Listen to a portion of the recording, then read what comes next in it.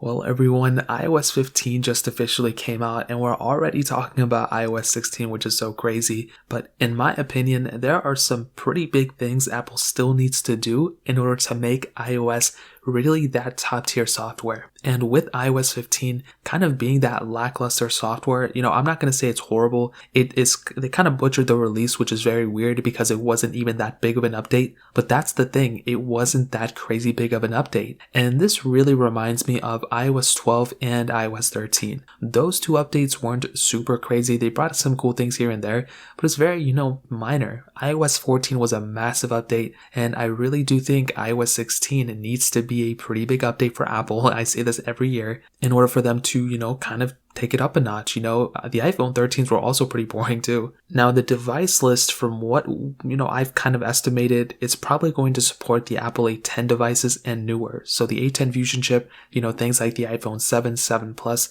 the iPad Pro 10.5 inch, and some other devices too. Those devices are going to be supported onwards. And I think the iPad 7th Gen also has that A10 Fusion chip. Those iPads are going to be the ones probably supported. Those iPhones are going to be supported as well. I don't feel like Apple's going to continue to support the iPhone 6s or SE. That just does not make any sense to me at all. So I'm pretty sure those are going to get drop support. Now, some of the features we could be seeing, there's 3 different ones that I've kind of heard about. The first one being, and this is, I feel like I say this every year, split screen multitasking really needs to come on iOS. It makes no sense why this kind of stuff is still not here. And here's the thing why I think it possibly could come with iOS 16, or it could possibly be closer to coming out. When I looked at iOS 15 and I looked at some of all the features that came out, one of the major ones that they actually brought was drag and drop. And within iPadOS, that's pretty much been there. And what was really cool about that is you actually had the ability of going through and pretty much dragging and dropping, one specific, portion of an app to the other one. If you had 2 notes sections up, or if you had like a note section up and like a Word document up, you can drag things from your notes over to, your Word document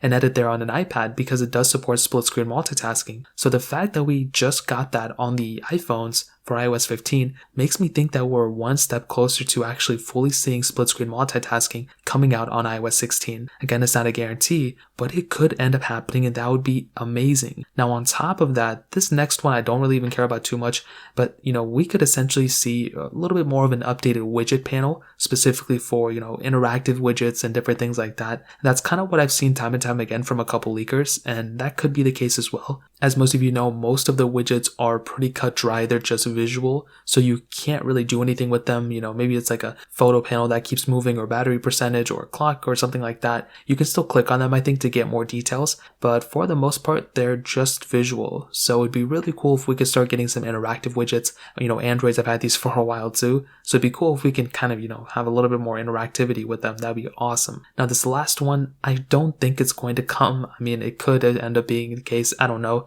but we could end up seeing an always on display coming out for some of these iPhones. Now, this would have to come out for those, iPhones that have OLED displays, so it could end up being the case. But now that we have the 120Hz iPhone, that can go down to 10Hz, I could see this also being a Pro mode option. So for those iPhones that have, a Pro display, for the 120Hz panels with the Pro Motion, I could see this being somewhat of a key feature for those, because those support, 10Hz. Because if your panel's always refreshing at 60Hz, that can suck up a little bit more battery life. But I mean, I'm just thinking back to a lot of way older Android phones, even some Android phones that had old IPS panels. Some of those actually had, always on displays as well. So I'm sure it sucked up a little bit of battery life here and there, but it would be kind of interesting to see, how Apple goes ahead and kind of rearranges iOS in order for this always on display. So that pretty much covers it up here. If you guys have any questions, or if any other news or things break, I'll keep you guys updated. If you guys have any other questions or anything like that, let me know in the comment section below. Hit the like button, that would mean so much, but definitely hit that subscribe button. More importantly than everything else, I love every single one of you guys. Hopefully I'll catch you guys in the next video. Peace out till then.